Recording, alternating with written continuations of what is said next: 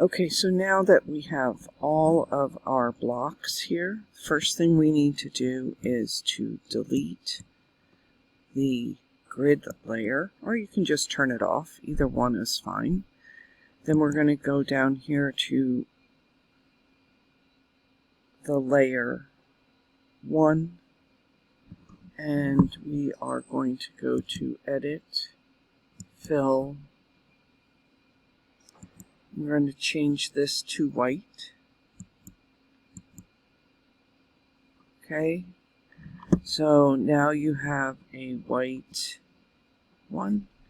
We're going to invert the color to black, so we're going to hit Control-I on the keyboard, and then we're going to go up here to the type of layer we have and click on Screen. So that will give us so that we can see it all, etc. So now if we go back to our selection tool, basically what you're going to be doing, I would start in the middle. If you just click, you can see that it's taking you to the layer. So if you just click and start moving them so that they're overlapping.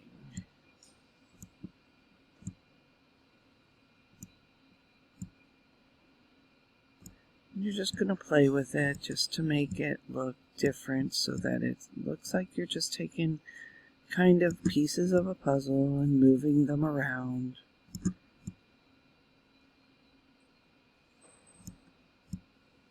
You'll end up covering all the black, so make sure that the black goes away when you're doing this, when you're moving things around.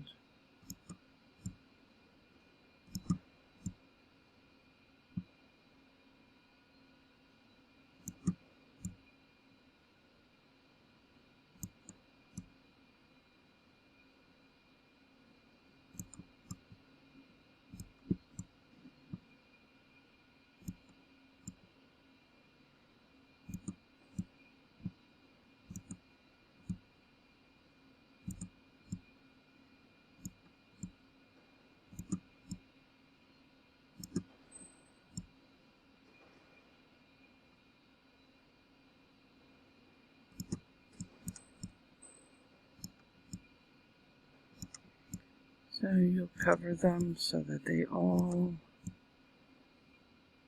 have everything there. Alright, so the last thing that we're going to do is we're going to put a drop shadow on this. So if I go up to my top layer and I double click and I go down to drop shadow, we're going to keep it black. I would probably make my size somewhere around 75, and I'll make my distance like 6 or 7. There you go. And then we're going to hit OK. So now what we need to do is put this on all of them. Now to do that, it would take forever. So a trick is if you hold the Alt key down and drag the effect to the next layer, you can just do them very quickly.